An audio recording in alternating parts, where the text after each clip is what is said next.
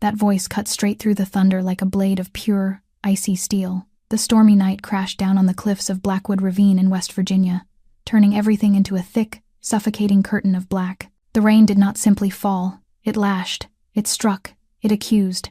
Dominic Vaughn stood there on the edge of the abyss, facing the man he had trusted for 18 years. Marcus Thorne, cousin, right hand, the one he had raised like a younger brother since Marcus was 16 years old.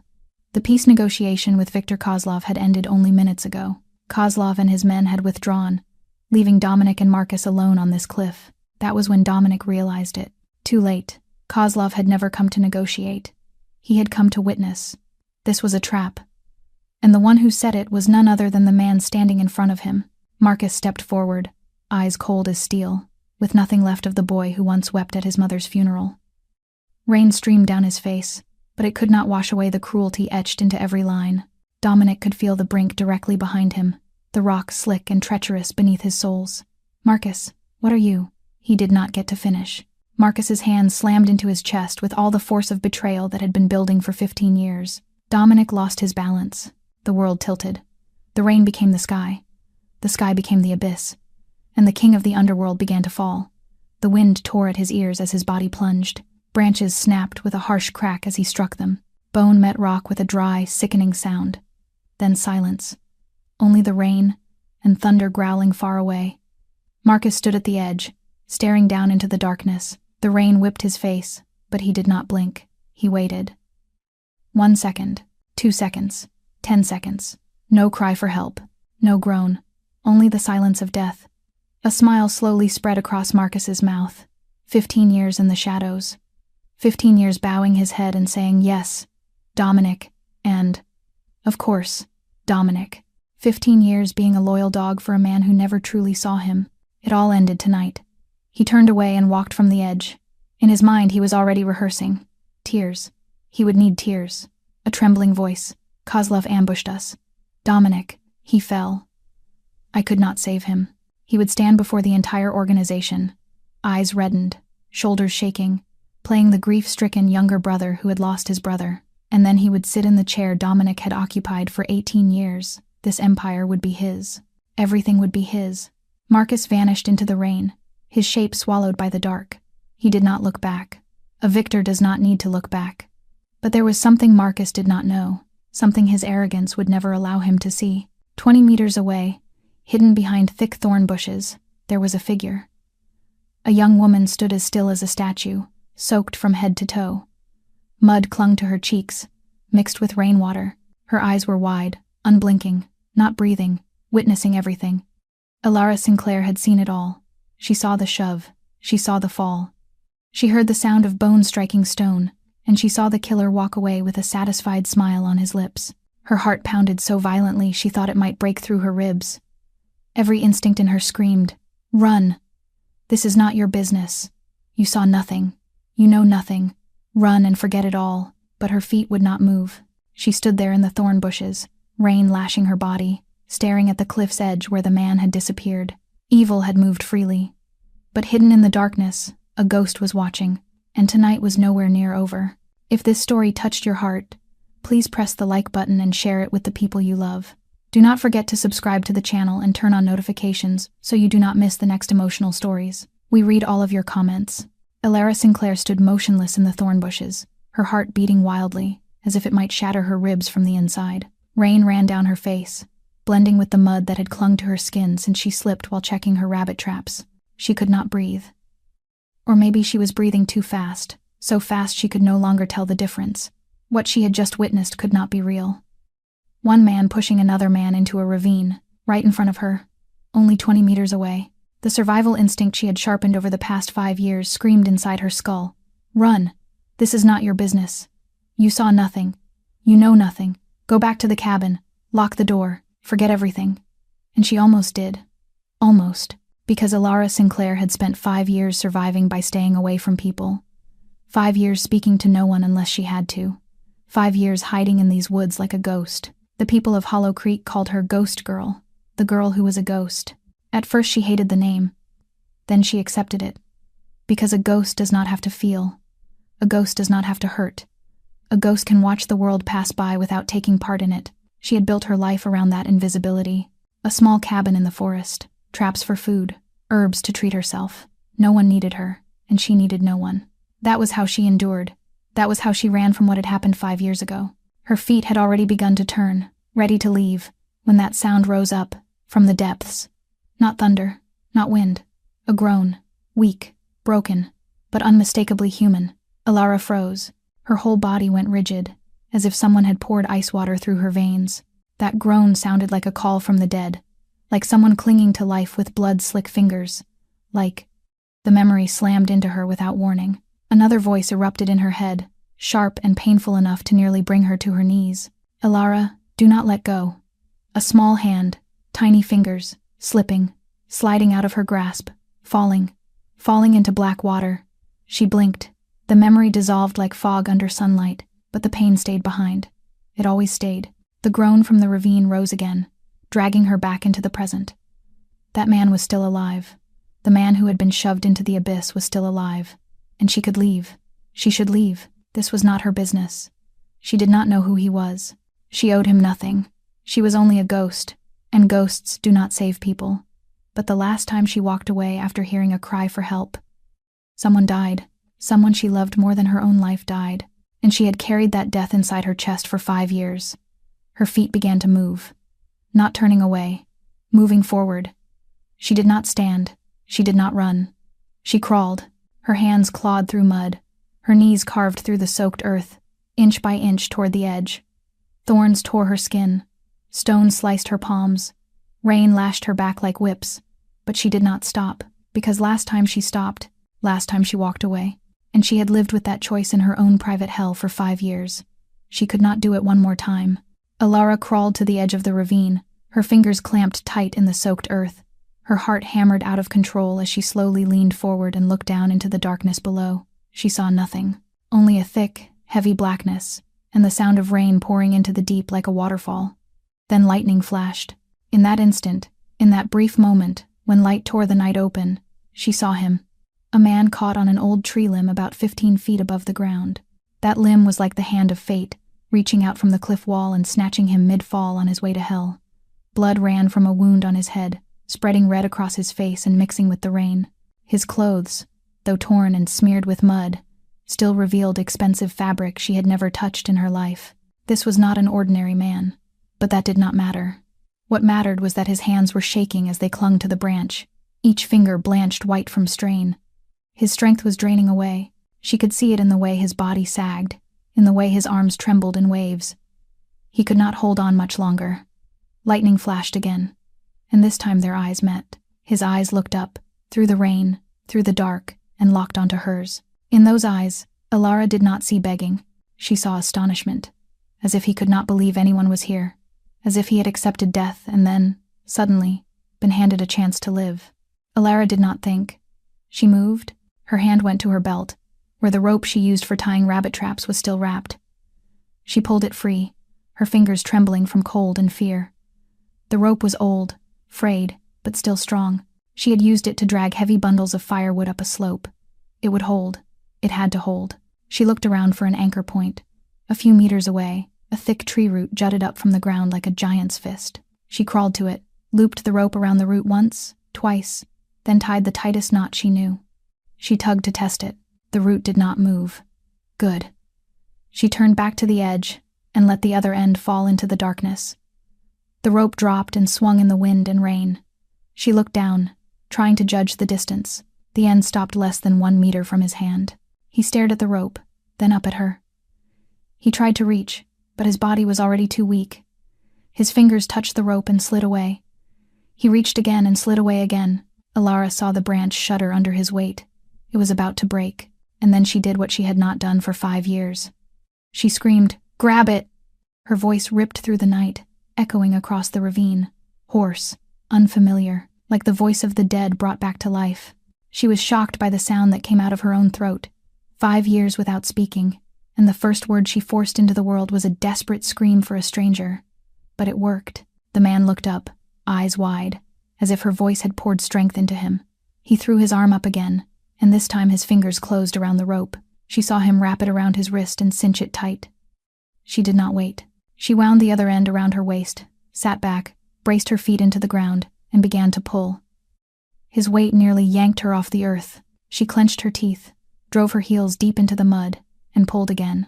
The rope bit into her palms, slicing across the old scar she had carried for 5 years. Blood flowed, mixing with rainwater, but she did not stop. She slid toward the edge, the mud offering too little friction to hold her. 1 inch, 2 inches. She nearly fell after him into the dark, but she did not let go. This time she did not let go. She ground her teeth until her jaw ached, gathered herself, and pulled one more time. She heard him scrape for purchase on rock, heard gravel spill into the ravine. He was climbing. She pulled again. He climbed again, inch by inch, second by second, until a blood-soaked hand appeared over the edge, then the second hand, then his head, then his shoulders. Alara pulled one final time, with every last ounce of strength left in her thin body, and he collapsed onto the ground right beside her, both of them lying there, gasping in the mud beneath the rain that still would not stop. She did not know who he was. She did not know she had just saved the boss of the largest underground empire in the East. She did not know that Dominic Vaughn, the man beside her, had never owed his life to anyone in 18 years of ruling, until tonight. He looked at her, rain sliding over his face, and tried to open his mouth to say something.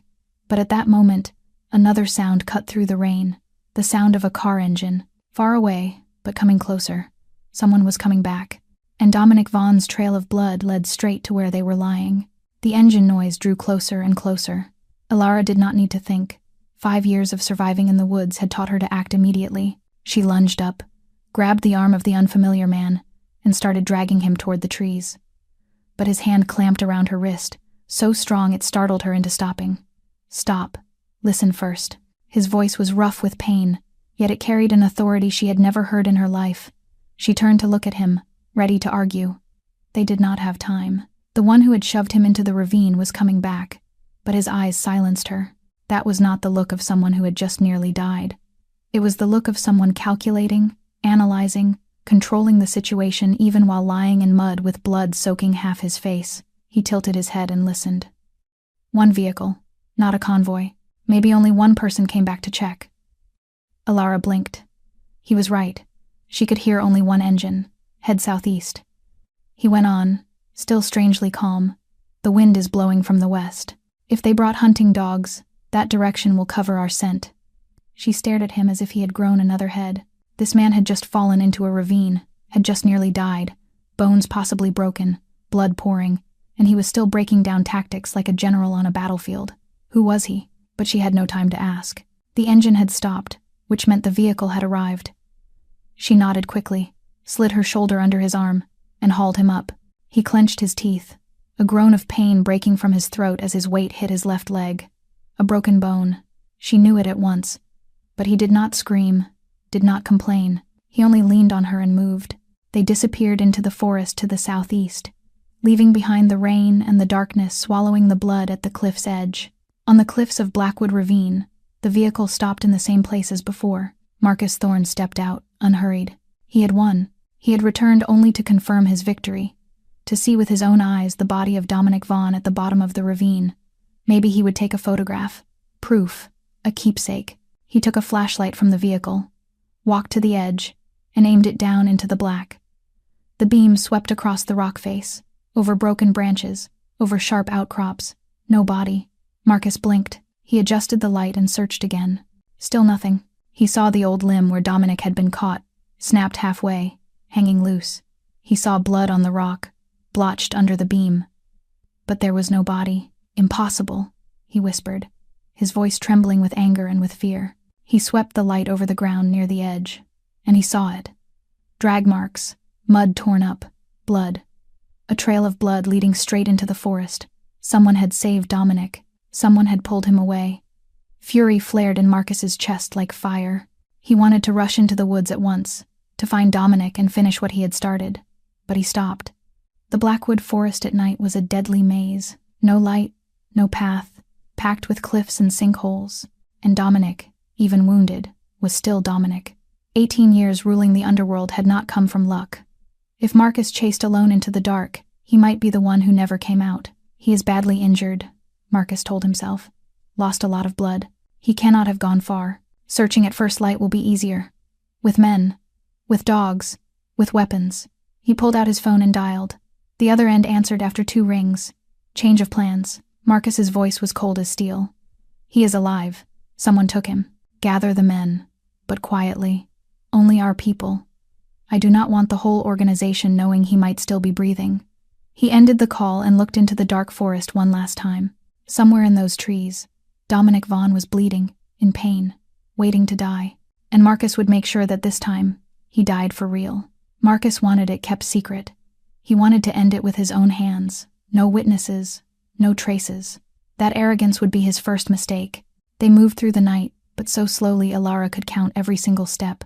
The Blackwood Forest after dark was a maze of shadow and danger, but she knew it the way she knew the lines of her own palm. 5 years living here had taught her every tree root, every split in the rock, every narrow track the wild animals used. Dominic leaned on her shoulder, one hand gripping a thick branch as a walking stick. His left leg was broken. She was certain of it from the way his face tightened every time he put weight on it. But he did not cry out. Not a single groan. Not a single complaint. Only the hard drag of his breathing and the sound of teeth grinding as he held the pain in. Every 15 to 20 minutes, they had to stop and rest. Dominic would press his back to a tree trunk, eyes squeezed shut, sweat pouring out to mix with the rain on his face. Alara stood guard, listening for every sound in the woods. No barking dogs, no men following, at least not yet. 2 miles of forest trail would normally take her less than an hour. Tonight, with a badly injured man leaning against her, it took them almost 5. When the first threads of dawn began to slip through the canopy, they were still a long way from her cabin. During one of their stops, Dominic spoke. You know this forest. His voice was low and exhausted, but it still carried a sharp, watchful edge. Rabbit traps, animal paths, old footprints in the dirt. You live here. Alara did not answer. She only gave a small nod, her eyes still fixed ahead. How long? He asked again.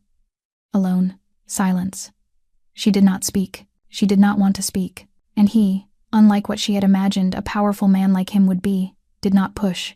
He only nodded once, as if her silence was an answer too, then forced himself up to keep moving. She did not know that Dominic Vaughn had read more than she thought. He saw the loneliness in her eyes. He saw old pain in the way she dodged his gaze, and he saw strength in the narrow shoulders, carrying the weight of a man twice her size. This girl had a story, and he wanted to know it. But not now. Now, he needed to survive first. Dozens of miles away, inside the Grand Vaughn estate, Marcus Thorne walked into the conference room at 3 a.m. 8 men were already waiting. All of them people he had carefully chosen over the years. Not Dominic's men, his. Kozlov ambushed us, Marcus began, his voice trembling just enough to sound like grief. Dominic fell into the ravine. I tried to save him, but I was too late. He paused and drew a breath as if holding back emotion. But when I went back, his body was gone. Someone took it. Maybe Kozlov wants proof. The 8 men stayed silent, nodding, no one asking questions. They knew what to do. In the corner of the room, one man stood quietly watching. Roman Bellucci, 40 years old, salt and pepper hair, a face so expressionless it looked carved from stone. He was one of Dominic Vaughn's most loyal men, had followed his boss from the earliest days, and he recognized the wrongness immediately. Marcus had summoned only Marcus's people. No one from Dominic's inner circle had been called in. Not him, not the men who had stood beside Dominic for 18 years.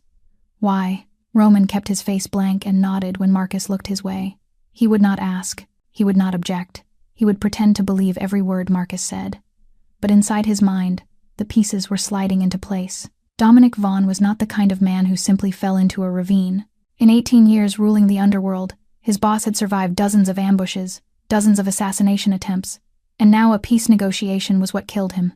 No, something was wrong, and Marcus was moving too fast, too sure of himself, as if this was something he had planned long before.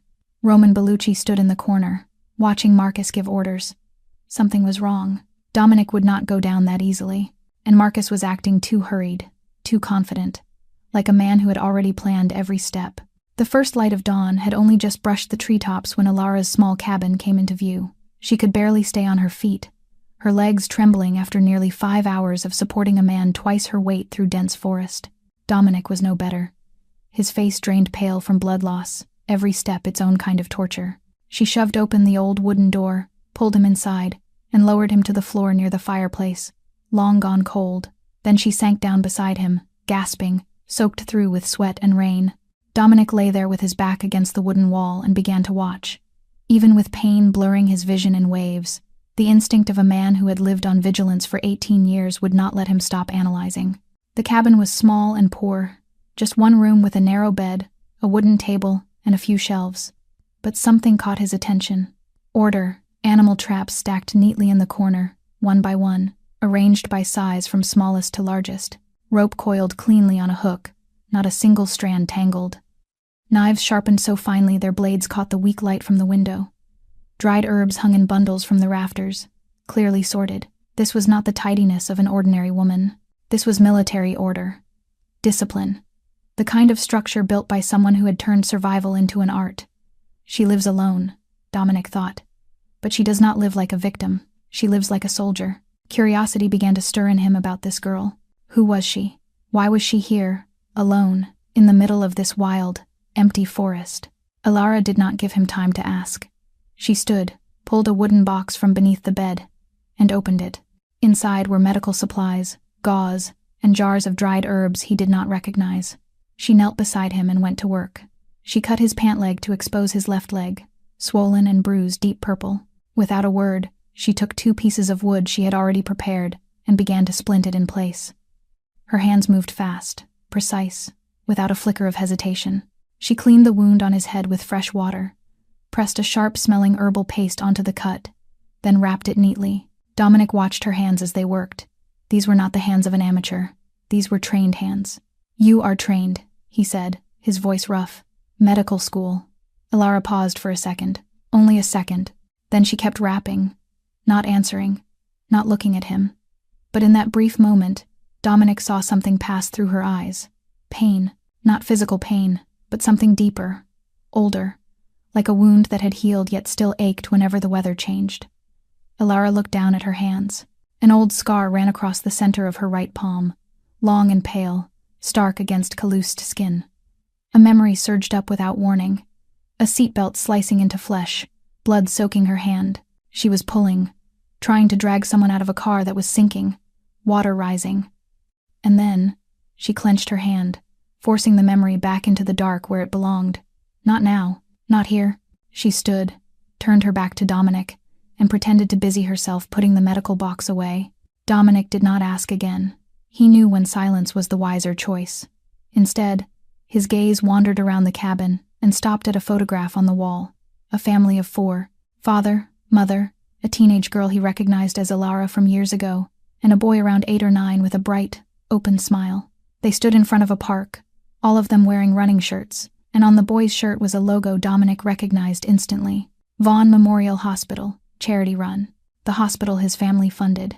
The charity run his father had started more than 10 years ago. Dominic looked at Alara, then back at the photo. The girl in the picture was smiling, eyes shining with happiness, completely unlike the quiet, guarded woman standing before him now. What happened? Where was her family? And why would a family that once took part in an event tied to the Vaughn Hospital have a daughter living alone deep in the woods like this? Coincidence? Or was there a connection he did not yet see? The photograph stared back at him. A happy family, a familiar logo, and a question that would haunt him for the next 24 hours. Who is she, really? Night slowly settled over the small cabin, bringing a cold that seeped into every seam of the timber. Alara had built a fire in the hearth, and the flickering light threw ghost shapes dancing across the walls. She sat on the wooden floor with her back against the bed frame, her eyes never leaving the man lying motionless near the fire. Dominic had slipped into delirium since late afternoon, his body burning with fever, sweat soaking his forehead even though the air had turned sharp and chilly. The wound on his head had stopped bleeding thanks to her herbs, but he had lost far too much blood the night before. She had done everything she could. Now there was only waiting and watching. Around midnight he began to talk in his sleep. At first it was only meaningless murmurs, but then a name broke from his lips, pained and bitter. "Marcus." "Why?" Alara straightened, listening. "I trusted you." His voice cracked, like a child betrayed by the very person he loved most. "Marcus, brother." Why? She did not know who Marcus was. She knew nothing about the man in front of her except that someone had shoved him into a ravine, but she understood the pain in that voice. She understood what it felt like to be betrayed by someone you trusted. She understood all too well. Near dawn, Dominic suddenly opened his eyes. The fever had eased, and though his gaze was exhausted, it was clear again. He saw Ilara sitting there, watching him. Firelight reflected in her eyes like two small candles. Silence stretched between them. No one spoke, only the soft crackle of the flames and the wind whistling beyond the window. Then Dominic spoke, his voice rough but steady. "The man who pushed me." He held her gaze. "His name is Marcus, my cousin. I raised him like a brother." Ilara did not react, only listened. 15 years, Dominic went on, and for the first time since she met him, she saw something other than icy calm in his eyes. She saw pain. 15 years, I trusted him, protected him, gave him everything. He paused, drew a deep breath, and he pushed me off a cliff. It was the first time he had admitted that betrayal to anyone. Not to his men, not to his allies, but to a stranger who lived in the woods, the one who had saved his life without knowing who he was. Maybe it was precisely because she did not know who he was that he could say it out loud. Ilara looked at him. In her eyes, Dominic did not see curiosity or judgment. He saw understanding, quiet and deep, as if she knew exactly what that kind of wound felt like. Slowly, she lifted a hand and pressed it to her chest, right over her heart. Then she pointed to him. Without a word, the gesture said everything. "I understand. I understand this pain. I have been there too." Dominic looked at her, and something shifted in his eyes. 20 miles away, the town of Hollow Creek woke in fear. 2 glossy black vehicles sat in the center of the small square, and 6 men in black suits stepped out with cold faces. Marcus's men. They went from house to house, knocking, asking the same question. "Who lives near Blackwood? Who was outside last night?" The villagers shook their heads in terror. They knew nothing. They saw nothing. They only wanted these men to leave and let them be. In the small bar at the edge of town, Earl Brody stood in a corner, watching it all unfold. 50 years old, thin, eyes hollow from sleeplessness and too much liquor. Earl owed money everywhere, from rent to gambling debts. He was waiting for the day he would be thrown out of his collapsing shack. "Valuable information will be rewarded generously," one of the men in the black suit announced, holding up a thick stack of cash. Earl stared at that money. Enough to pay every debt, enough to live easy for a few months, enough to buy more liquor until he forgot the life he had failed to build. He knew about Ghost Girl, the girl who lived alone in the Blackwood forest. He had seen her many times while hunting, sliding through the trees like a real specter. She did not hurt anyone. She did not speak to anyone. She only wanted to be left alone. But that money...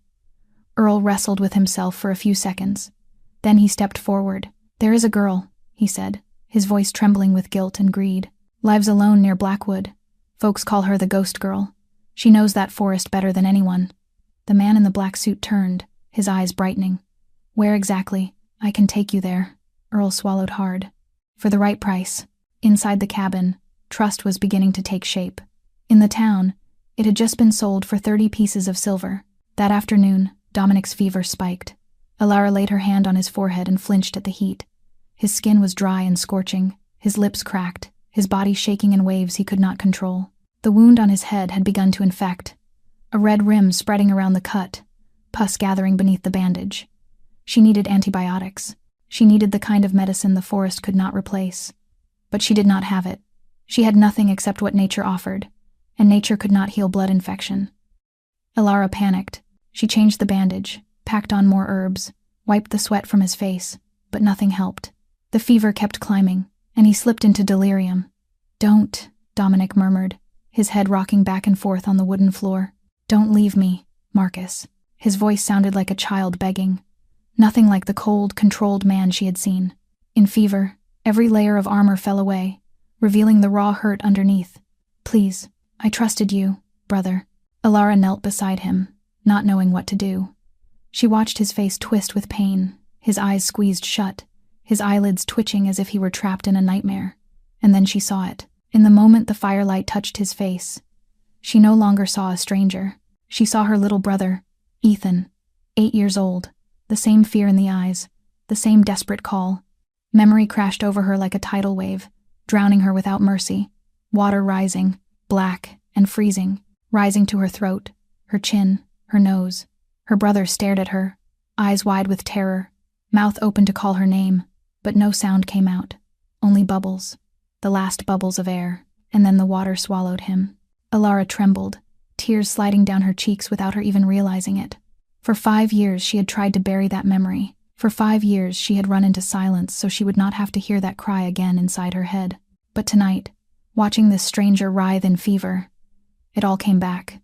"Don't leave." Dominic groaned again. "Please." Alara did not think. She took his hand and held it tight, as if she were trying to keep a soul from slipping out of this world. And then she did what she had not done in 5 years. She spoke. "Stay." Just one word. Her voice was rough, breaking apart, like wind moving through dead leaves. After 5 years unused, her throat had forgotten how to make sound, but she forced it to work. "Don't leave. I'm here." The words came out like a whisper from the grave, but they were real. For the first time in 5 years, Alara Sinclair had spoken, and unbelievably, Dominic opened his eyes. They were still clouded by fever, but they found hers and held on. "You spoke," he whispered, weak but amazed. Alara shocked herself. She lifted a hand to her throat, as if she could not believe that sound had come from there. Her tears fell harder, but she did not know what she was crying for. For him, for her brother, for 5 years of silence shattered by a stranger. Dominic weakly squeezed her hand tighter. "Say it again." Alara swallowed, her throat burning like she was swallowing sand. "My name," she said, word by word, slow and difficult, "is Alara." Dominic looked at her, and even standing on the line between life and death, he smiled, a small smile, faint, but real. "Alara," he repeated her name as if it were the most beautiful word he had ever heard. 2 miles away, at the edge of the Blackwood Forest, Earl Brody stopped and pointed ahead. "About 2 miles that way," he told the 6 men in black suits behind him. "There's a small cabin. She lives alone, doesn't talk to anyone." One of them, the leader, shoved a thick stack of cash into Earl's hand. "Get lost, and if anyone asks, you didn't see us." Earl took the money, lowered his head, and vanished into the woods like a rat fleeing a cat. He did not look back. He did not want to know what would happen next. The 6 men checked their weapons. Handguns, daggers, rope. Marcus said quiet and clean. The leader said, his voice cold as ice, "No witnesses. The girl dies too." They started moving into the forest, their footsteps making almost no sound. 2 miles. In less than 2 hours they would be there. Alara had broken 5 years of silence with a single word, "Stay." But the men coming through the forest carried a different word in their minds, "Kill." The next morning, Dominic's fever finally broke. Alara's herbs, and the resilience of a man who had survived countless assassination attempts, had won. He woke with a much clearer mind, even though his body was still weak and his legs still throbbed with brutal pain. The cabin was silent. He looked around and did not see Alara. Through the small window, he saw her shape outside, sitting beside a small fire, stirring something in a pot. Making porridge for him, perhaps. Dominic lay there for a moment, staring up at the old wooden ceiling. Alara. She had saved his life. She had broken 5 years of silence because of him. Who was she? The instincts of a Mafia boss would not let him lie still when there were too many unanswered questions. He forced himself upright, gritting his teeth against the pain from the broken leg, and began to study the small cabin more closely. On the wooden shelf near the bed, he saw old medical textbooks, their spines worn but still readable. Anatomy, physiology, basic surgery. Beside them were old surgical instruments, wrapped in clean cloth and arranged neatly. He reached for a torn piece of paper, fitted the scraps together until it took shape. A student certificate, Alara Sinclair, medical school. The rest was ripped away, but it was enough for him to understand. She had once been a medical student. She had once had a different life before she came to live here. His gaze settled on an old wooden box on the high shelf, the one he had noticed the first time he arrived but had not had the chance to examine. He reached up, brought it down, and lifted the lid. Inside were documents, newspaper clippings, and photographs. He picked up the top clipping, and his heart missed a beat. Sinclair Creek Bridge collapse. Family of 4, 3 dead, 1 survivor. 5 years ago. He read on, line by line, and with every sentence the truth came down like a hammer to his chest. Sinclair Creek Bridge. A family of 4 driving across the bridge on a stormy night. The bridge collapsed. The car fell into the river. 3 dead. Thomas Sinclair, Sarah Sinclair, and Ethan Sinclair, 8 years old. 1 survivor, Alara Sinclair, 22. The last detail froze Dominic in place. The bridge was on Vaughn Corporation land.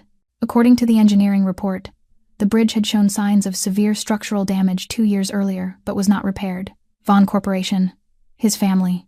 Dominic remembered. 5 years ago, his father was still alive, still in control of everything. He remembered that meeting, when someone mentioned an old bridge that needed repairs in rural West Virginia. And he remembered his father's answer. It's just a bridge in the middle of nowhere. No one important uses it. Delay the repairs. Delay the repairs. Save the cost. No one important uses it. That bridge had killed Ilara's family. His father. His family. They had indirectly killed her parents and her brother. Dominic's hands began to shake, not from fever, not from physical pain, but from guilt. He had seen death all his life. He had caused plenty of it. That was the nature of the world he lived in. But this was different. This was not death from conflict, from power wars. This was death from indifference, from greed, from a careless decision made by a wealthy man sitting in an air-conditioned office, who never knew the faces of the people living in the middle of nowhere. And the girl who had saved his life, the girl who had broken 5 years of silence for him, was the victim of his family. The cabin door opened. Ilara stepped in with a bowl of hot porridge in her hands. She saw him sitting up, his face drained pale, and worry surfaced in her eyes. "You look pale," she said, her voice still hoarse and unfamiliar with being used. "What's wrong?" Dominic quickly set the wooden box down beside him, covered it with the blanket. "Nothing," he said, so calm he hated himself for it. "Just the fever." Ilara studied him for a moment, as if she did not fully believe him, but she did not press. She only set the bowl down beside him and turned to go back outside. Dominic watched her shape move away, and for the first time in 18 years, he felt something he thought he had forgotten a long time ago. He felt guilt. He had killed without blinking, but this lie, hiding the truth from the woman who had saved his life, felt like swallowing broken glass. Ilara came back into the cabin with a bowl of hot porridge, steam curling up from its surface. She sat down beside Dominic, handed him the bowl, and tried to shape each word as if she were learning how to use her own voice again. "Eat. You need strength." Her voice was still rough and awkward, but every word was a small victory over 5 years of silence. Dominic took the bowl, but his eyes did not leave her. He looked at her differently now. No longer the gaze of a man looking at the person who saved his life. This was the gaze of a sinner looking at a victim. Every line of her face, every scar on her hands, every shadow in her eyes now carried a different meaning. His family had caused all of it. His family had turned a young woman with a future into a ghost, living deep in the woods. He lifted a spoonful of porridge to his mouth, but everything tasted like sand. Guilt lodged in his throat, making every swallow hard. His eyes drifted to the family photograph on the wall, and before he could stop himself, he asked, "The photo, your family." Ilara followed his gaze to the picture. Her expression did not change, but Dominic saw her shoulders stiffen slightly. Silence stretched between them, broken only by the soft crackle of the fire. Then she spoke, her voice like dry leaves crumbling. "Accident. 5 years ago." She swallowed, still looking at the photograph. "Bridge collapsed. They drowned." A deep breath. "I survived. They didn't." She did not give details. She did not speak of how she had tried to pull her brother from the car. She did not speak of how she had to let go. She was not ready for that. Maybe she never would be. Dominic heard every word like a blade across his heart. He knew more than she had said. He knew that bridge belonged to his family. He knew his father had signed the order to delay repairs. He knew his family's indifference had killed 3 people and ruined the life of the 4th. He wanted to speak. He wanted to confess. "Ilara, my family owns that bridge. My father knew it was failing and did not fix it. My family killed your family." But he looked at her. She had only just started speaking again after 5 years. She had only just started trusting him. She had only just opened a door she had kept locked for so long. If he told the truth now, he would destroy everything. That door would slam shut, and this time it might never open again. He could not do that. Not yet. "I'm sorry," Dominic said, his voice catching. 2 simple words, but carrying far more meaning than she understood. Sorry for her loss. Sorry for what his family had done. Sorry that he was hiding the truth. Sorry for all of it. Ilara looked at him, perhaps sensing something in his voice, but she did not ask. She only gave a small nod and turned away. Dominic watched her, and in his mind a decision took shape. When he got out of here, when he dealt with Marcus, he would make it right.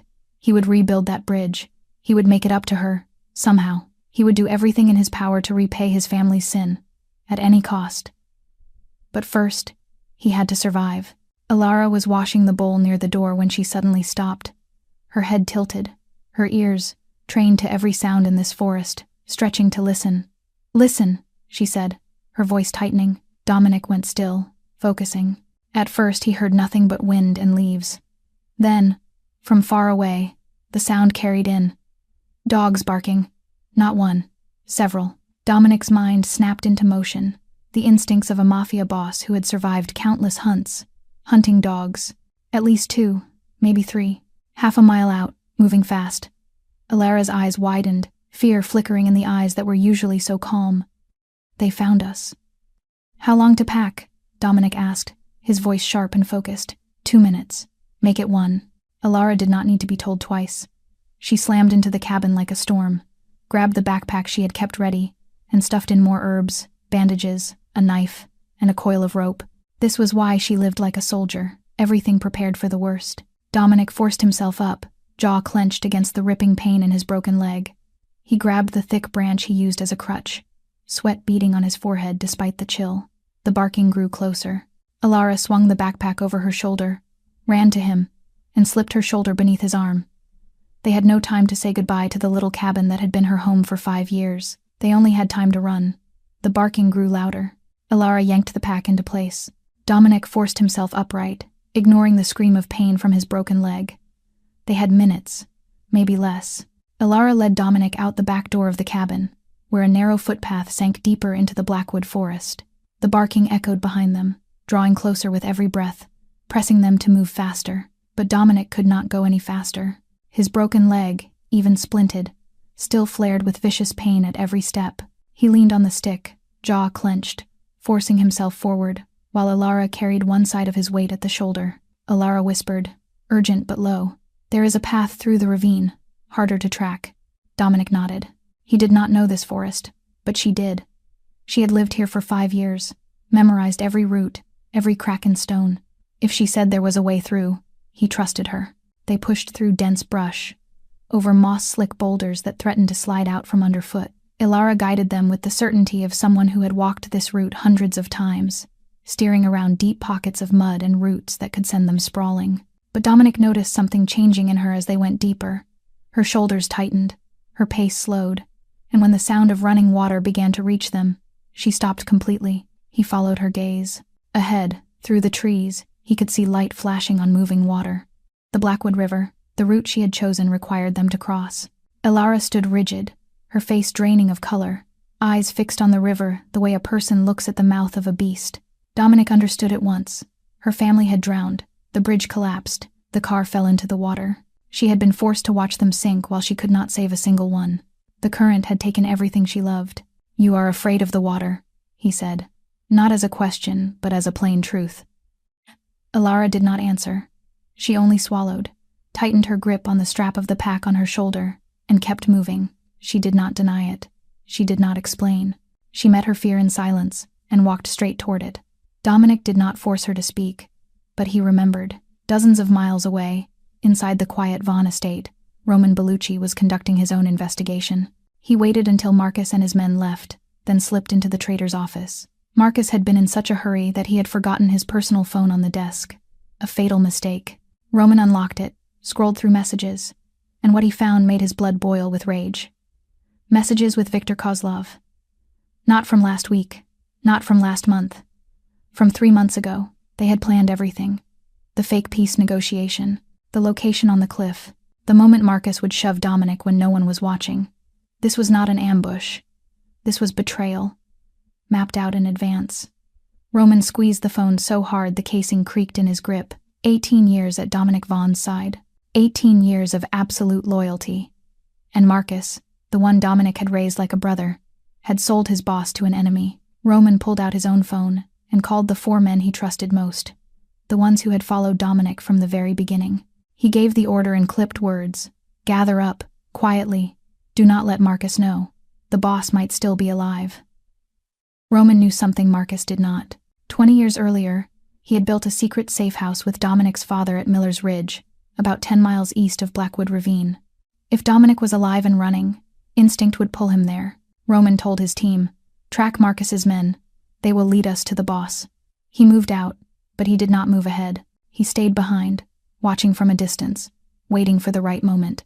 In the Blackwood forest, Alara and Dominic finally reached the riverbank. The water ran hard after the storm, muddy and violent, carrying branches and rotted leaves in its grip. The roar of it sounded like a starving creature. Alara stopped at the edge, her face white as paper. Her eyes locked on the current, but Dominic knew she was not truly seeing the river in front of her. She was seeing another river. 5 years ago. A stormy night. A car sinking, inch by inch. The people she loved disappearing beneath black water. Dominic called softly, "Alara, we need to cross." She did not respond. She stood like a statue, frozen inside her own fear. Behind them, the barking grew closer. Ahead, the river thundered, and Alara stood between two hells, unable to go forward, unable to go back, staring into the water that had taken everything from her. Alara stood frozen before the river like a statue carved from stone. The dogs were barking closer and closer. Men were shouting through the trees, but she did not hear any of it. She heard only water, the water roaring in front of her, the water inside her memory, the water that had swallowed everything she loved. "Alara," Dominic called, but she did not react. "Alara, look at me." She still stood there, eyes fixed on the current, yet not truly seeing it. She was staring into the past. 5 years ago, a stormy night like tonight. Her family was driving home after a school celebration for Ethan. Her father at the wheel, her mother in the passenger seat, and she and her little brother in the back. Ethan was 8 years old, still wearing the charity run medal around his neck, chattering about how he would grow up to become a doctor, just like his sister. Then the bridge collapsed. No warning sound, no sign at all, only the sensation of the ground vanishing beneath the tires, and then they fell. The car plunged into the river with screaming metal and exploding glass. Water rushed in at once, black and freezing. Alara looked toward the front seat. Her parents did not move, their heads slumped forward, blood smeared across the shattered windshield. They died the moment of impact. She did not have time to cry. The water was rising. She forced the door, got out, then turned back for her brother. Ethan was trapped in his seatbelt, small hands clawing helplessly at the metal latch. The water had reached his throat. "Alara!" he screamed, eyes wide with terror. "Don't let go, please." She dove down, hands fighting the seatbelt clasp. It was jammed solid. She pulled, yanked, twisted. The belt sliced into her palm, blood blooming and mixing with the black water. It would not open. The water rose to Ethan's chin, to his lips, to his nose. He stared at her, pleading, mouth open to say her name, but only bubbles escaped. Alara pulled harder. Her lungs burned for air, her head spun. She had to choose, die with him, or let go. She let go. She saw her brother's eyes one last time before darkness swallowed him. Those eyes did not accuse her. They were only afraid, and then they closed forever. Alara broke the surface, gasping, alive, alone. From that night on, she stopped speaking. Not because she could not, because she did not feel she deserved to. Her brother had gone silent forever beneath black water. She had no right to use her voice when he no longer could. "Alara!" Dominic's voice yanked her back into the present. She blinked and saw him standing in front of her, his hands gripping her shoulders, his eyes locked on hers. "Whatever happened in that water," he said, his voice firm and strong, "it wasn't your fault." Alara trembled, tears running down her cheeks without her realizing it. "You don't know. I know you saved me," Dominic cut her off. "I know you didn't let go when you could have. That's who you are now. That's who matters." The dogs were very close now, maybe only minutes before they reached them. Alara looked at Dominic, then at the river. The river had taken everything from her. The river had turned her into a ghost, but if she did not cross, she would die, and the man she had saved would die too. She drew a deep breath, deep enough to make her lungs ache. "Hold on to me," she said, her voice shaking but resolved. "Don't let go." Dominic gripped her hand tight. "I won't." They stepped into the water, cold enough that Alara almost screamed. The current slammed into them like a string of punches, rising to their knees, to their hips, to their chests. Alara nearly went down when a hard surge hit her, but Dominic held her, his arm around her waist like an anchor line. Panic clawed at her. Memory surged back. Black water, Ethan, eyes closing, but Dominic's hand held fast. He did not let go, just as he had promised. Step by step, they moved forward. The river tried to drag them under, but they would not let it win. At last they reached the far bank and collapsed into mud, gasping, shaking with cold and exhaustion. Alara lay there, staring up at the gray sky, and realized she was still alive. She had crossed the river. She had faced the greatest fear of her life, and she had not drowned. From the far side of the river, a shout rang out. They crossed. Go around. They were across, but the chase was not over. She had faced the water that haunted her nightmares. And for the first time in 5 years, she did not sink. They had no time to rest. The moment the pursuer's shout carried from the far bank, Alara hauled Dominic up and forced him to move. Their clothes clung to them, soaked through and freezing, but she barely noticed. She only knew they had to run. They pushed as fast as they could through the thick forest, but Dominic was fading.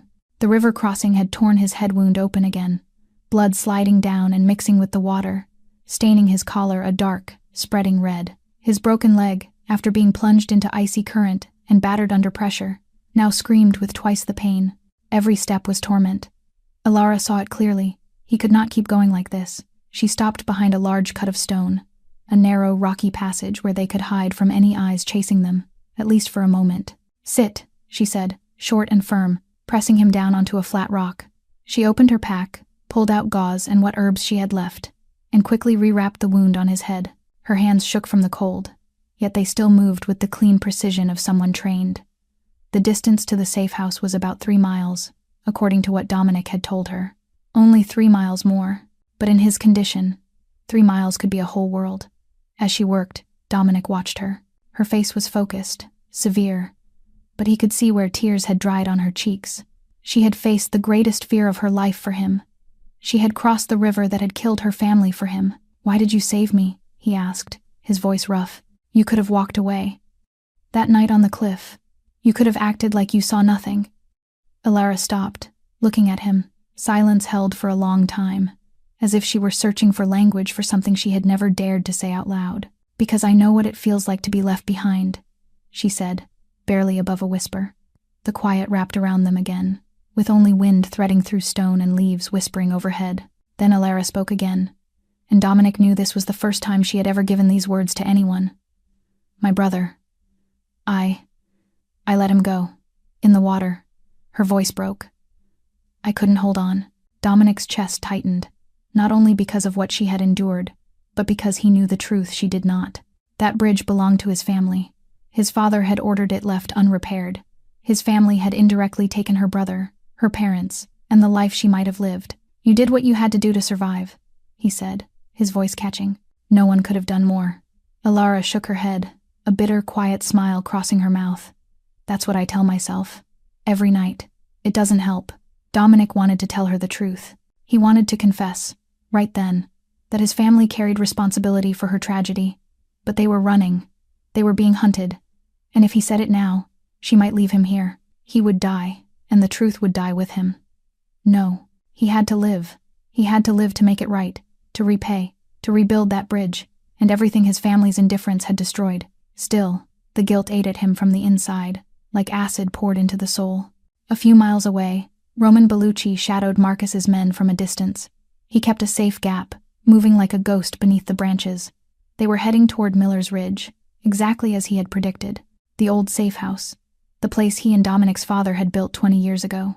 Roman pulled out his phone and called his people. "Safe house. Be there in 2 hours. Stay hidden until I give the signal." Somewhere else, Marcus received a message from one of his men. "They are heading to Miller's Ridge." Marcus smiled, a smile cold as ice. The old safe house. Of course. He told his driver to take him there. He wanted to see Dominic's face when he finished this with his own hands. In the forest, Alara and Dominic kept moving. Finally, after nearly 2 hours of fighting terrain and wounds, a cabin appeared ahead, tucked among ancient oaks. "Is that it?" Alara asked. Dominic nodded, relief loosening something in him. "Yes, we made it."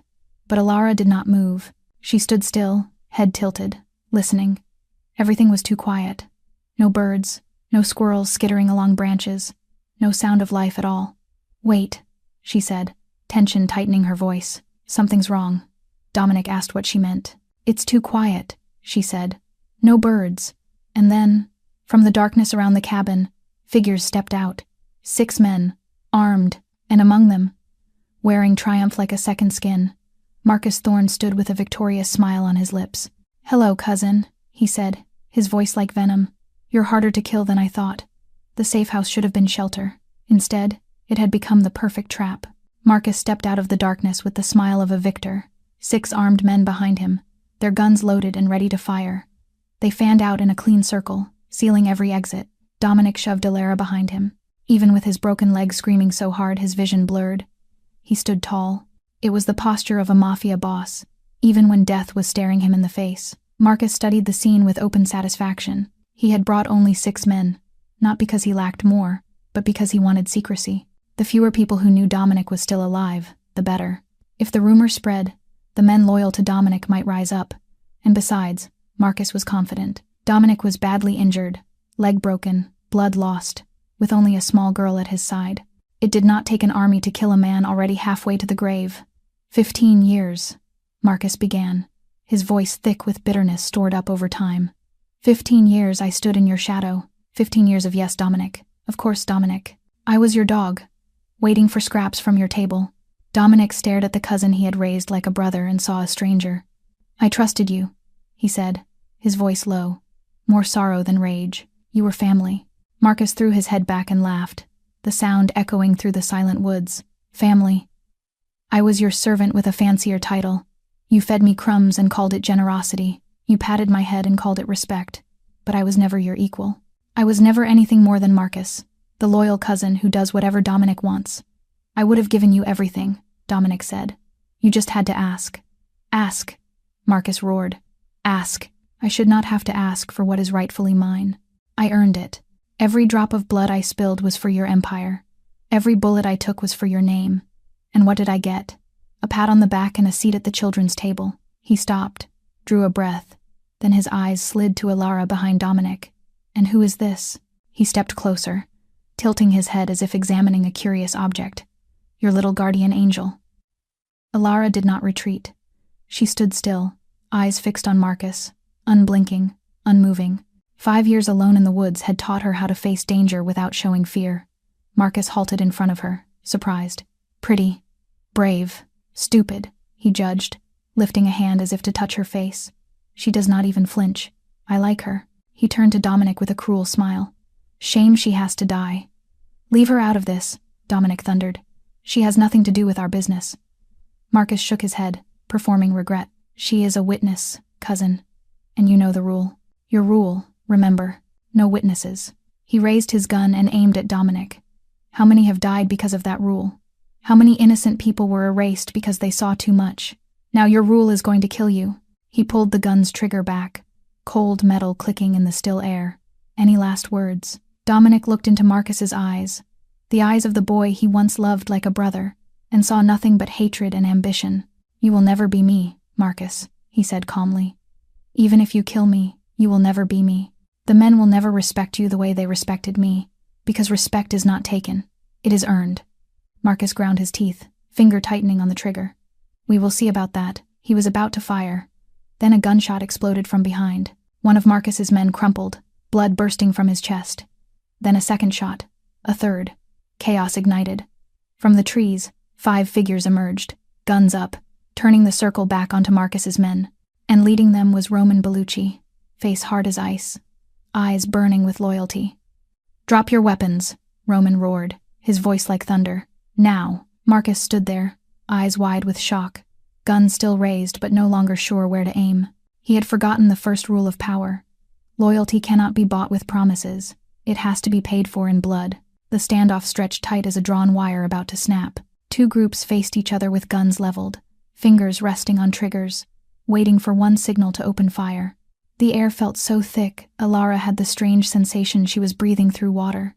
Roman stepped forward 1 pace, his weapon still raised, his voice cold as ice, and he told Marcus it was over. He said they had evidence, the messages with Kozlov, 3 months of planning, and that Marcus had sold out his own blood for power. He threw the phone that belonged to Marcus onto the ground in front of him, and said everything was in there, every message, every deal, every betrayal. Marcus looked down at the phone, then lifted his head, and instead of fear or panic, the way Roman expected, he laughed. The sound was so cold it rang through the silent woods and made even men holding guns shiver. "Evidence," Marcus said, as if the word itself amused him, and he shrugged with a calm that did not belong to a man cornered. He asked if Roman truly thought it mattered, if anyone would care about messages when the one holding power was the winner. His eyes moved, measuring the angles, weighing the distance, taking inventory of how badly he was losing. Roman had more men, better positions, better weapons, and Marcus knew he would not walk away from this. But if he was going down, he would not go down alone. His gaze settled on Alara, and a cruel smile slowly spread across his mouth. "Before I fall," he said, his voice sweet like honey laced with poison, "let me give you a parting gift, sweetheart." Alara watched him with a guarded stare and told him she wanted nothing from him. Marcus answered that she would want this, and his eyes brightened with a savage delight as he spoke about the man she had been protecting, the man she had risked her life to save, the man she had broken 5 years of silence for. Alara said nothing, but a warning chill slid down her spine that had nothing to do with the weather. 5 years ago, Marcus began, letting each word land slowly as if savoring fine wine. Sinclair Creek Bridge. Does that ring any bells? Alara froze, every muscle locking as if someone had poured cement into her veins. Because that name, that bridge, was where she had lost everything. Marcus went on, never taking his eyes off her, describing a family of 4, 3 dead, 1 survivor. And he said that survivor was her, Alara Sinclair, the girl who lived while her family drowned. Her voice came out as a trembling whisper as she asked how he knew. Marcus laughed and said he knew because the bridge belonged to the Vaughn family, Dominic family, and he pointed toward Dominic as he spoke. He said they knew it was rotting. They had reports, engineers warned them, but they did not care enough to fix it. Too expensive, not worth the investment. Alara turned to Dominic, and he stood there with a face gone white. Not from injury, but from something far deeper. "Tell her, cousin," Marcus urged, his pleasure bright and vicious. "Tell her how your father signed the order to delay repairs. Tell her how your family greed killed hers. Tell her how the blood of her parents and her little brother is on your hands." Silence fell, a suffocating silence that seemed to press on the lungs. Alara stared at Dominic, searching his face for denial, needing him to say Marcus was lying, needing him to say it was the invention of a desperate man about to die. "Is it true?" she asked, her voice like a whisper from the grave. Dominic looked at her, and she saw the answer in his eyes before he ever spoke. "Yes," he said, one word, only one, and it shattered everything. "You knew?" she asked again, and her voice began to tremble harder, and Dominic gave her only silence. "Answer me," she screamed, and it was the first time she had screamed since she broke 5 years of silence. "Did you know?" Dominic swallowed, his eyes twisted with pain as if someone were turning a knife in his heart, and he told her he found out last night in the cabin, that he saw the newspaper clippings and the documents, that he was going to tell her. "You knew," Alara said, stepping back as if distance could protect her from betrayal. "You knew, and you said nothing." Dominic begged her to let him explain, but the word explain snapped something inside her. "Explain what?" she shouted, tears spilling down her face. "Explain how your family killed mine.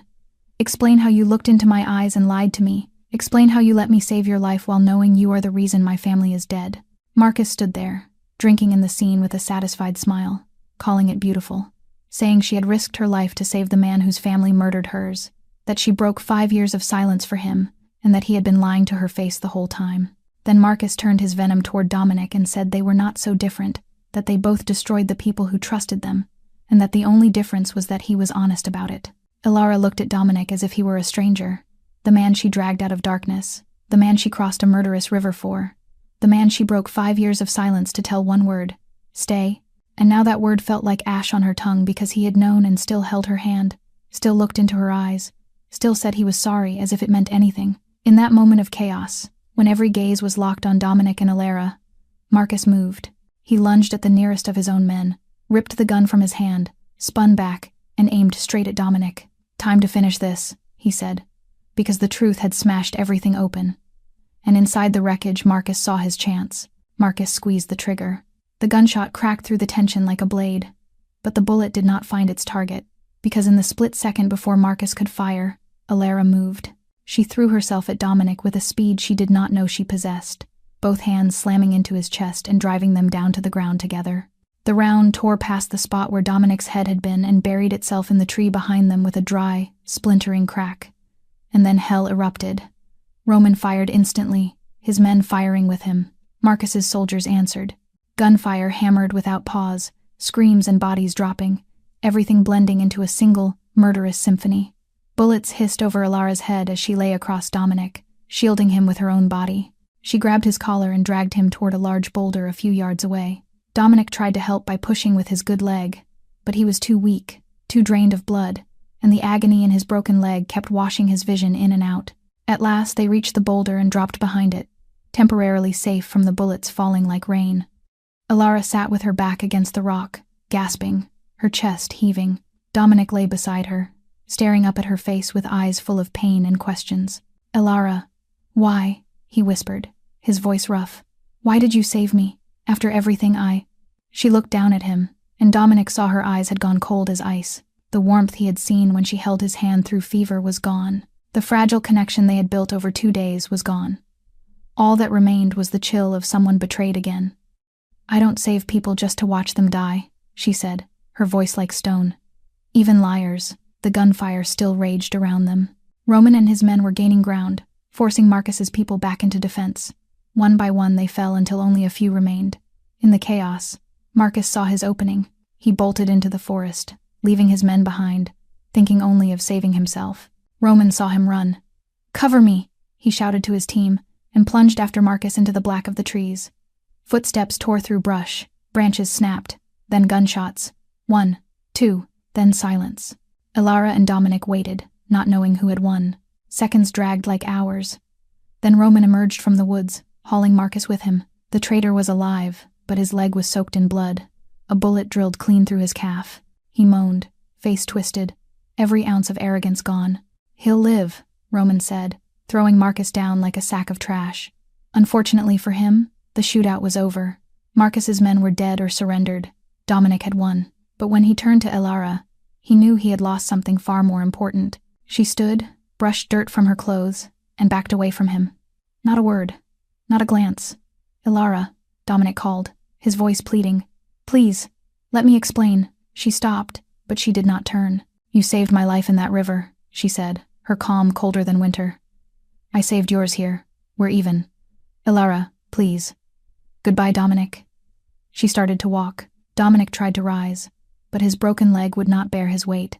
He collapsed, pain tearing up from the bone into his spine, but he did not care. He only watched her shape moving farther away. "Alara," he screamed, his voice shattering like glass. She paused, only for a second. Her shoulders tightened slightly, as if his voice had touched something inside her, but she did not turn. She kept walking, and then she vanished into the forest, the way the villagers always called her, like a ghost. Dominic lay there, staring at the empty space where she had disappeared. Roman stepped closer, looking down at his boss with concern. "Boss, should I send someone after her?" Silence stretched. Then Dominic shook his head, his voice hollow as a shell. "No, let her go." But his eyes stayed fixed on the direction she had taken, staring until darkness swallowed everything. She had saved him twice, and both times she had walked away. But this time, the wound she left behind could not be stitched closed with needle and thread. A few hours later, inside the weathered safe house at Miller's Ridge, Marcus Thorne knelt on the wooden floor with his hands bound tight behind his back. The blood from the wound in his leg had stopped thanks to a rough bandage, but his face was still twisted with pain. Around him, Roman's men stood guard, guns ready in their hands. Dominic sat in a wooden chair across from Marcus, but he did not look at the traitor. He stared into nothing, eyes hollow, like a man who had lost his soul. Roman had splinted his leg carefully, but Dominic did not feel the pain. He did not feel anything, only emptiness. Roman stepped forward, his voice low and respectful. "What do you want to do with him, boss?" Dominic stayed silent for a long time. Then he spoke, his voice empty, like a shell tossed onto shore by the tide. "Lock him up. He'll stand trial in front of the families he betrayed." Marcus lifted his head, and despite everything, he laughed. The laugh came out rough and bitter, loaded with contempt. "That's it. No bullet, no torture. The great Dominic Vaughn has gone soft." Dominic finally looked at him, and Marcus saw something in his cousin's eyes that made the laughter die in his throat.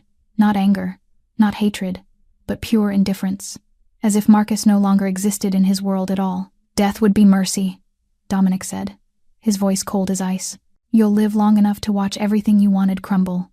You'll watch as the empire you tried to steal keeps moving without you. You'll rot in a cell, knowing you failed, knowing you'll always be nothing more than a footnote in history. That's worse than any bullet I could give you. Marcus opened his mouth to answer, but Roman had already signaled his men.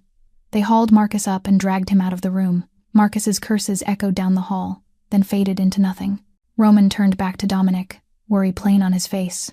"Boss, your leg needs proper medical attention. I've called for a doctor." "Leave me." Dominic cut him off, exhausted. Roman hesitated for a beat, then nodded and left, closing the door behind him. Dominic sat alone in the silent room.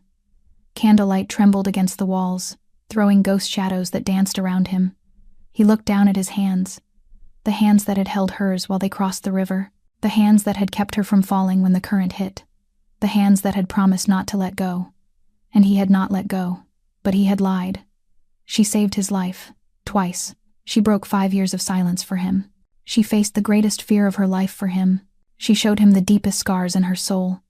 And he had looked into her eyes, knowing his family had killed hers, and still he had lied. He closed his eyes, and her face rose up before him, her eyes the last time she looked at him, cold, distant, as if he had died in her sight. "Roman," he called. The door opened at once. Roman had been waiting outside. "Boss, find out everything about the Sinclair Creek Bridge collapse," Dominic said, and now there was determination in his voice. "Every document my father signed, every email, every memo, every person who knew and did nothing. I want all of it." Roman nodded.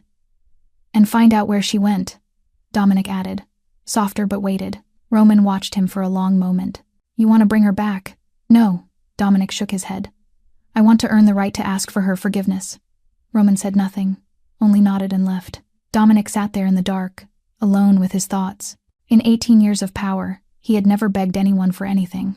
But for the first time in his life, Dominic Vaughn was willing to kneel. 3 days later, Dominic Vaughn stood in front of Ilara's small cabin, wooden crutches tucked under both arms. His legs still throbbed with vicious pain, every step its own punishment, but he did not care. He had made Roman bring him here the moment they found the address, ignoring the doctor's warning that he needed to stay in bed for at least a week. The cabin sat silent in the foggy morning, but smoke rose from the chimney. She was still here. She had not left. Dominic drew a deep breath, trying to steady the wild beat of his heart. He had faced the most brutal drug lords, stared down gun barrels without blinking, ordered executions without a tremor in his hand. But now, standing in front of this old wooden door, he was more afraid than he had ever been. He knocked. No answer. He knocked again. Still silence. He knew she was inside. She was ignoring him. He pushed the door. It was not locked, and he stepped in. Ilara stood in the middle of the cabin. A pack lay open on the bed, clothes and supplies stacked neatly beside it. She was packing. She was going to leave. When she saw him, she went still, eyes cold as ice. "You should not be here," she said, her voice empty of feeling. Dominic stayed in the doorway, crutches braced on the wooden floor. "I know, but I am." Silence hung between them, heavy as lead. Ilara turned back and kept packing as if he did not exist. "I have something for you," Dominic said, reaching into his coat and pulling out a thick folder. He stepped forward, each movement a brutal effort on his broken leg, and set the folder on the table in front of her. "What is this?" she asked, still not looking at him. "The truth. All of it." Ilara stared down at the folder, hesitated for one heartbeat, then opened it. Inside were dozens of pages. The engineering report on the condition of the Sinclair Creek Bridge, written 2 years before the collapse. The minutes from a Vaughn Corporation board meeting, where Dominic's father ordered repairs delayed to save money. Emails between engineers warning of collapse risk. And at the end, his father's signature on the delay order, plain and undeniable. Ilara's hands began to shake as she turned each page. Dominic stood there watching her read, and every second felt like a blade sliding into his heart. "My father knew," he said, his voice low and bruised with pain. "He signed the order. He knew the bridge was dangerous and he chose to do nothing. He killed your family, and no one was ever held accountable." Ilara did not speak. She kept reading, eyes scanning every line as if searching for something that would let her deny it. But there was nothing to deny. Everything was clear. Everything was true. "I found out that night in your cabin," Dominic went on, "when I saw the newspaper clippings, the documents you kept. I should have told you immediately. I should have confessed right then and there." He swallowed. "But I didn't.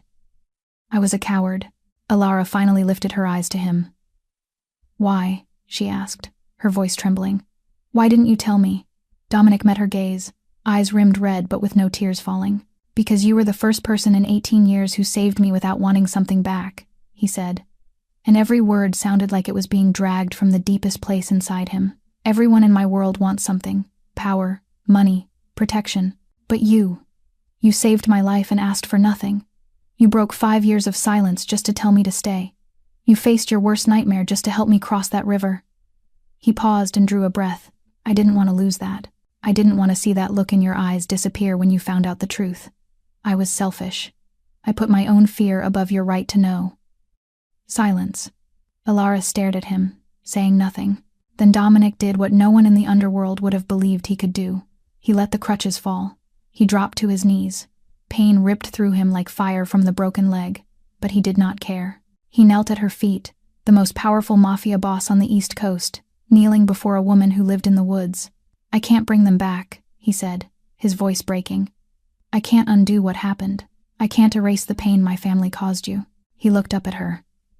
"But I can make sure it never happens again. I've already ordered the bridge rebuilt, and every other structure my family owns will be inspected, repaired, or torn down. Every single one." Tears began to slide down Alara's cheeks, but she did not wipe them away. She only stood there, looking down at the man kneeling at her feet. "I can't earn your forgiveness," Dominic said. "I know that, but I can spend the rest of my life becoming someone worthy of what you did for me." He had never knelt before anyone, but for her, he was willing to crawl on his knees. Alara stood there, looking down at the man kneeling at her feet. Tears kept sliding along her cheeks, but she did not wipe them away. She let them fall, let them carry with them a piece of the pain she had held in her arms for 5 long years. Inside her mind, images surged back like slow-motion film. The moment she looked down into the ravine that night and saw a stranger clinging to a branch, about to slip into death. The moment she shouted, "Grab it," and heard her own voice for the first time in 5 years. The moment he held her hand in that freezing water and said, "I won't let go," and then kept his word.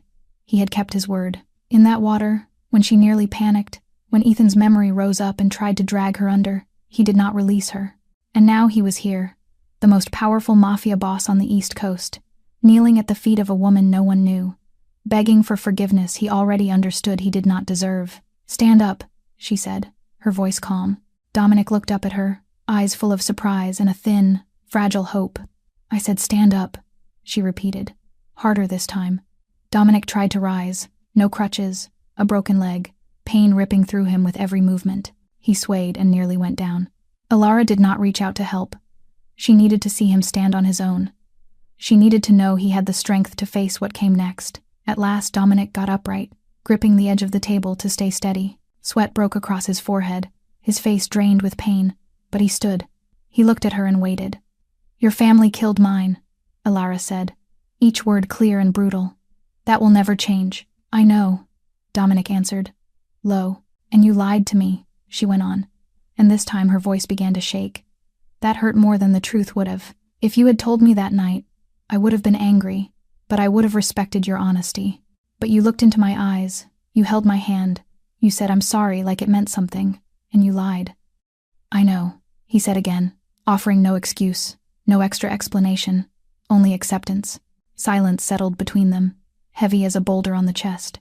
Alara looked at him, and in her eyes Dominic could see the war being fought, between anger and understanding, between grief and compassion, between past and present. "I don't forgive you," she said at last. "Not yet. Maybe not ever." Dominic nodded. He did not expect more. "But," she paused and drew a deep breath, "I understand why you did it. I understand fear. I have lived in it for 5 years. Fear of water, fear of memories, fear of my own voice." She held his gaze. "Fear makes us do terrible things. It made me stop speaking. It made you stop telling the truth." Dominic said nothing, only listened.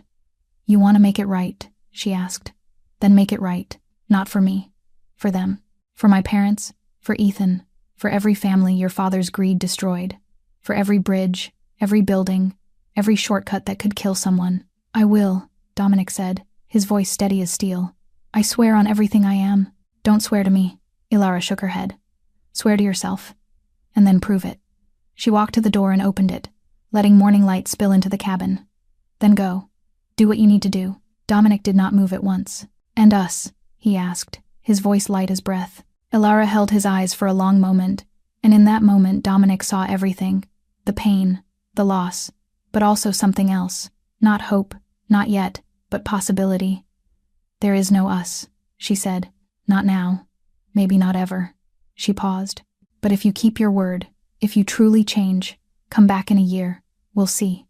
Dominic looked at her and understood. This was not forgiveness. It was a chance. One last chance, and he would not waste it. 1 year, he nodded. He picked up his crutches and limped toward the door. When he passed her, he stopped for a single second, as if he wanted to say something, but he stayed silent. Some things do not need words. Some things must be proven through action. He stepped outside, and the door closed behind him. Ilara stood alone in the cabin, silence settling over her like a familiar blanket. She walked to the family photograph on the wall and stared at the smiling faces. Father, mother, Ethan, and herself, from another life, when she still knew how to smile. For the first time in 5 years, she looked at the picture without crying. But she did not smile either. She only stood there, quiet, thinking. About the past, about the present, about the year ahead. Forgiveness is not a gift given once. It is a door we choose not to lock, and a hope that the other person will not break it again. 1 year later, the Sinclair Creek Bridge rose beneath the morning sun, brand new and solid, like an apology carved into steel and concrete. It had been rebuilt completely, with no trace left of the old, decaying structure that stole 3 lives 5 years earlier.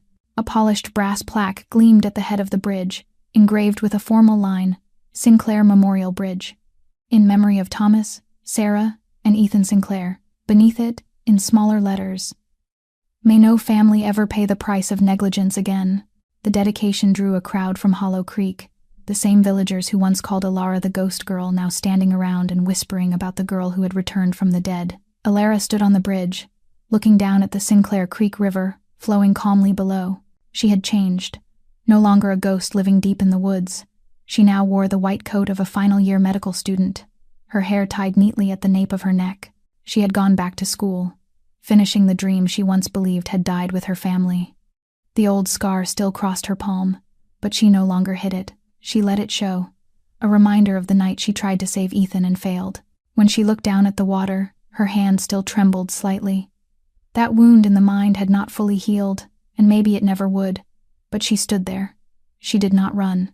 She did not turn away. She faced her fear without letting it command her. Footsteps sounded across the wooden planks. Ilara did not need to turn to know who it was. Dominic Vaughn stepped onto the bridge, his stride steady now. No crutches, only a faint limp that would likely follow him for the rest of his life. A year had changed him too. He was still hard, still carried the authority of a man at the head of an empire, but there was something softer in his eyes, as if a layer of armor he had worn for 18 years had been peeled away. He stopped a few steps from her and did not come closer. He waited. He waited for her permission. "You came," Ilara said without turning. "I said 1 year," Dominic replied, his voice low and warm. Silence stretched between them, but it was no longer heavy like before. This was the silence of 2 people who understood each other, who had walked through hell side by side. "The bridge is beautiful," Ilara said at last. "It is the least I could do," Dominic answered. "There are 12 more projects across the state. Schools, clinics, roads my father ignored. Everything is being rebuilt, repaired, made safe." Ilara gave a small nod, still looking down at the water. "How are you?" Dominic asked gently. "Better," she said. "Some days, other days." She did not finish the sentence. She did not have to. He understood. "I know," he said. Silence. Ilara finally turned to look at him. Her eyes were no longer ice, but they were not warm either. They were the eyes of someone learning how to live again. "I still dream about them," she said. "My family. The water. Ethan's eyes when he went under." "I dream about the cliff," Dominic replied. "And your voice. Grab it. That voice saved my life." Ilara's mouth curved slightly, not a smile, but close. "At least one of us listened. I thought about what you said," she continued. "About becoming worthy. And?" he asked, and there was an unease in his voice that the old Dominic Vaughn would never have allowed to show. "I do not know if you are there yet," Ilara said honestly, "but you are closer than you were." She stepped forward, shortening the distance between them. "I am not ready to forgive your family. I do not know if I ever will." What they did, what your father did, took everything from me." She paused. "But you are not your father. You proved that. Not with words, with actions." She lifted a hand and placed it against her chest, right over her heart. Then she pointed to him. The familiar gesture, the same one she used that first night when he confessed Marcus's betrayal. But this time the meaning was clearer. "I see you. I see what you have done. And I choose to stand here." They stood together on the bridge, watching the river move beneath them. Not romantic love. Not yet. Maybe never. But respect, understanding, possibility. Two people who had fallen, one from a cliff, one from a life, and both were learning how to stand again. Not finished, not whole, but moving forward. There are falls that destroy. There are falls that transform.